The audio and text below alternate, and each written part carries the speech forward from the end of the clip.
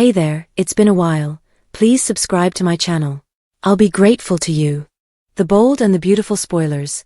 Could Steffy ever forgive Luna for Finn's sake? Only way to save marriage?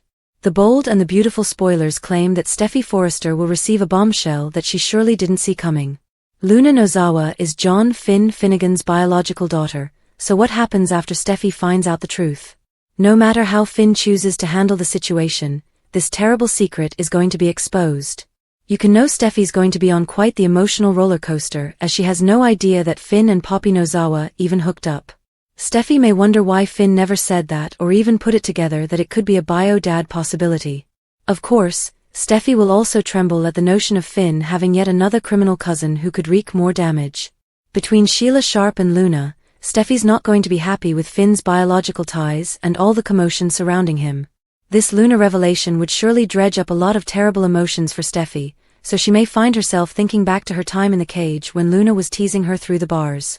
BNB should play up the drama of Steffy's bad feelings toward Luna, but perhaps there's a universe where Steffy could let go of all the sorrow and hatred. Could Steffy ultimately forgive Luna for Finn's sake?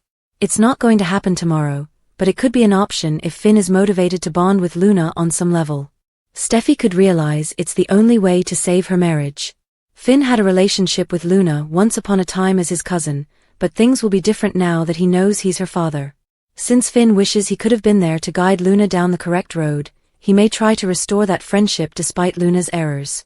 Steffy undoubtedly won't agree at first, but she might slowly come to recognize that she has to accept Finn and Luna's relationship, at least if she still wants a future with Finn. It seems like Finn is typically the one backing down and doing all the compromising, so maybe it'll be Steffy's time here. Will Steffy eventually forgive Luna or at least learn to tolerate her under the circumstances? Once Steffy obtains updates on Finn's bio-dad status, may she find it in her heart to accept Luna? The bold and the beautiful spoilers claim Steffy and Finn will have some serious difficulties to deal through, so we'll bring you more predictions on the bumpy road ahead. B&B spoilers. Luna's fixation on Will creates exposure risk. The bold and the beautiful spoilers record Luna Nozawa's newest target in familiar family turf.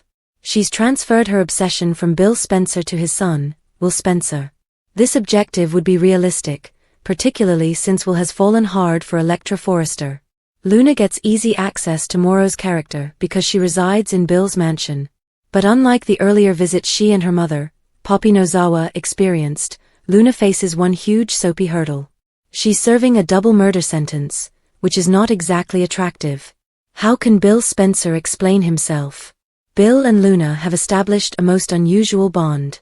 He was astonished when she kissed him when Poppy was in prison, and even more so when knowing that Yamada's character framed her mother.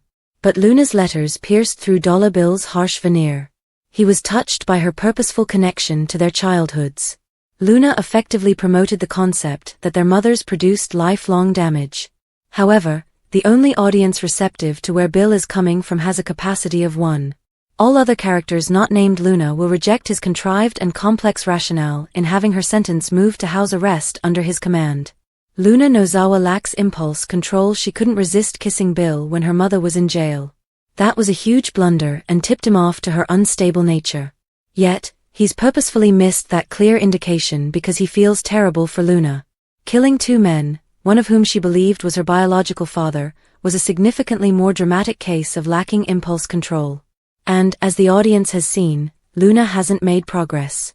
She's still living in a dream world that would exist within a maximum security jail if it weren't for Bill's power and influence in this soapy universe. As the fans know, Luna constantly displaying that she can't avoid needless risk. Instead of remaining out of sight anytime anyone other than him is in the home, as Bill warned her she must do, Luna can't help but glance at Will when he's at the mansion. That projects to trouble shortly. Elektra Forrester reverses roles. The Remy Price tale felt like a setup. It started and finished so swiftly that the audience had to believe it was just a plot device intended to assist introduce Elektra and develop her bond with Will. Will's rescue of Elektra from Remy contained a coda, when Grace's character offered a voiceover. Elektra told Will that the cops captured Remy after Will chased him off. So witnessing Elektra reverse roles with her new partner would be in order. Instead of becoming Luna's target or her next victim, Elektra can spare Will from suffering or find the admirer residing in his father's house. Here's how Luna really feels about her cold-blooded murders on Bold and the Beautiful. She's too busy living in the lap of luxury to feel any sorrow. Tell us how you really feel during Tuesday's program. Luna told us how she really felt.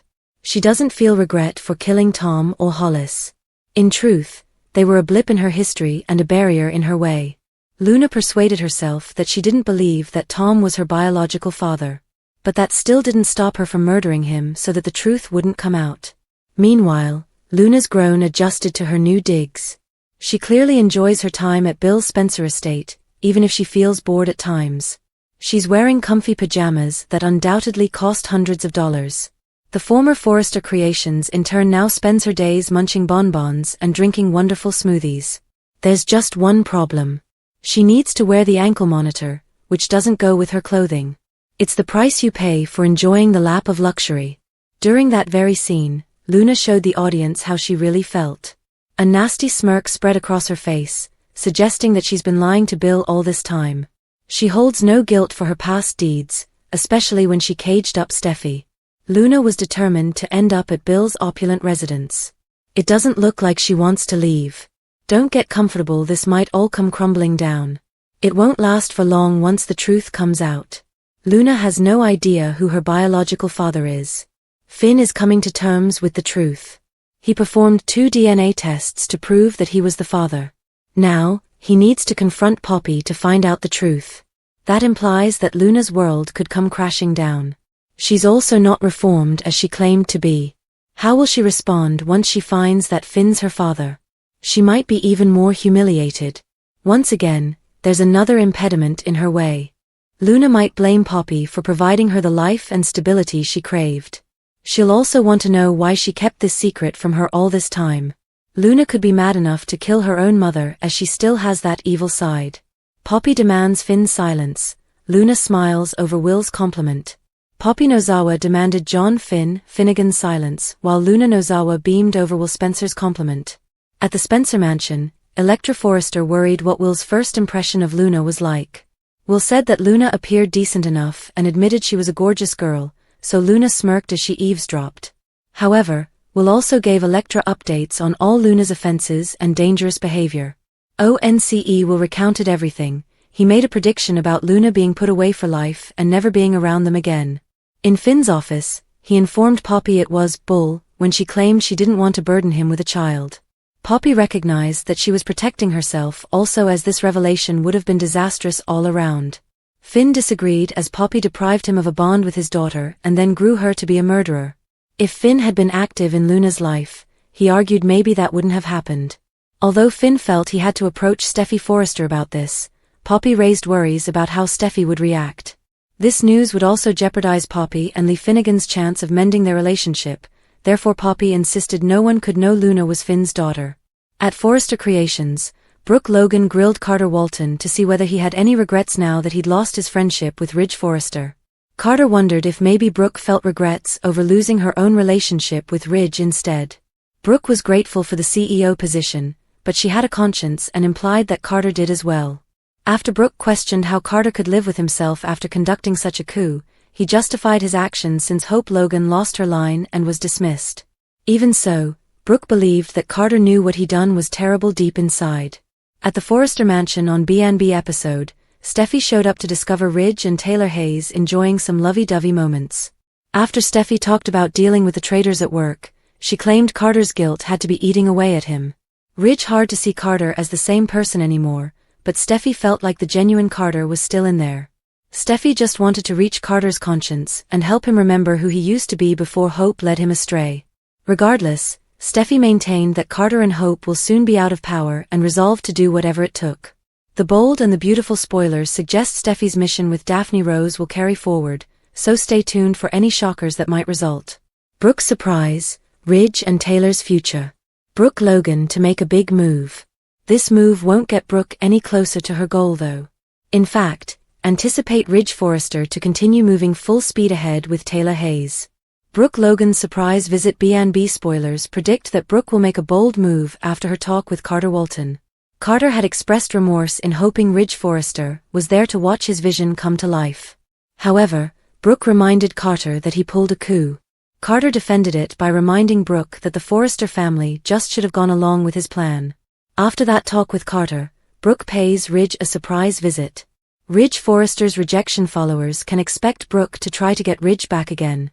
However, Brooke's visit might not be personal, but about Forrester creations. Brooke already thinks she sacrificed too much for Carter and Hope Logan. At the same time, it's too late for Brooke to make a different option. Even if Brooke quit today, Ridge would still be with Taylor. Brooke might persuade Ridge to talk to Carter and come to a compromise. However, it doesn't look that Ridge will be interested in any compromise. Taylor Hayes' rekindled romance. The bold and the beautiful spoilers hint that once Brooke departs the Forrester mansion, Ridge might open out to Taylor. Of course, Ridge will continue to get closer to Taylor and even make some more bold actions regarding their relationship. Ridge has already asked Taylor to move in. It wouldn't surprise us if Ridge suddenly asked Taylor to elope.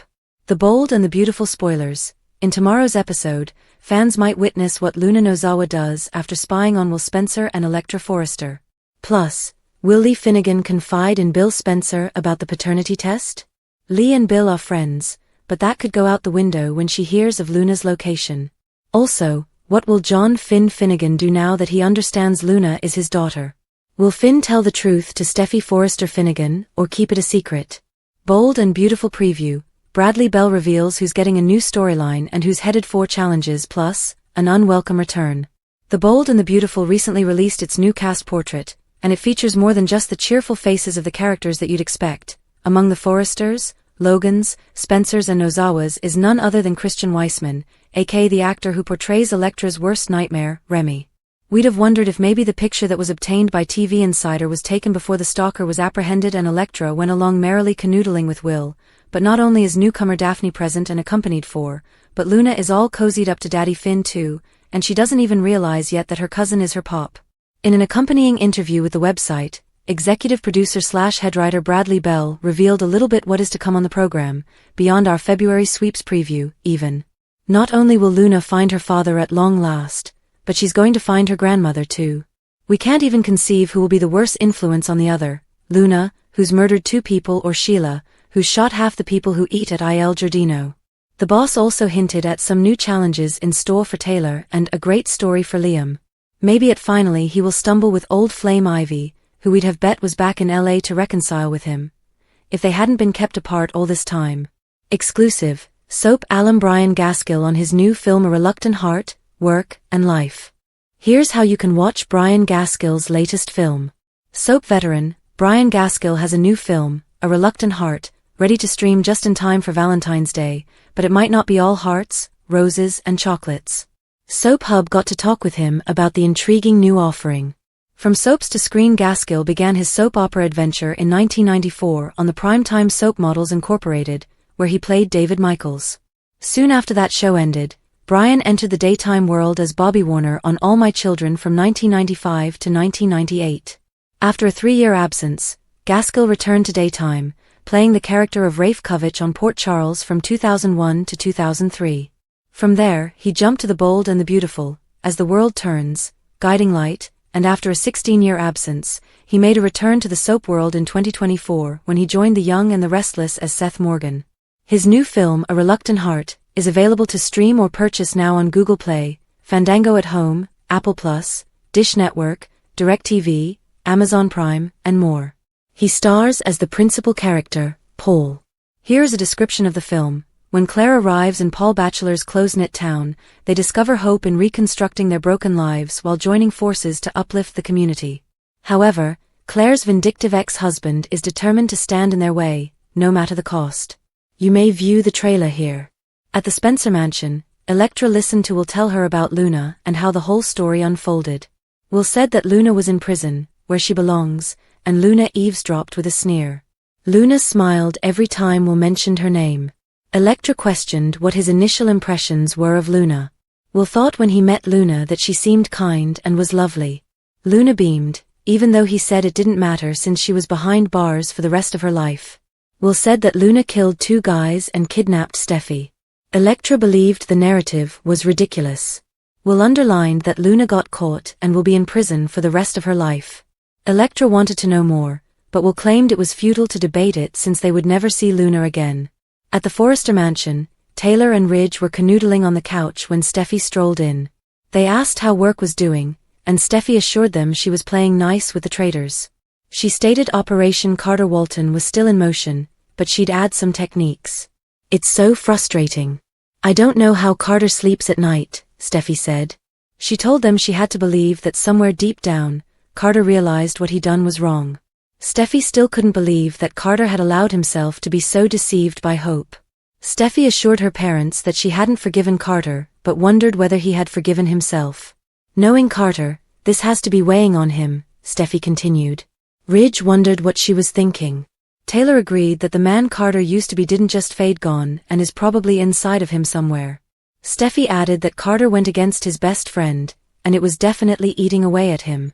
Ridge questioned if Steffy was expecting Carter's conscience would get the better of him and he'd just hand the company back.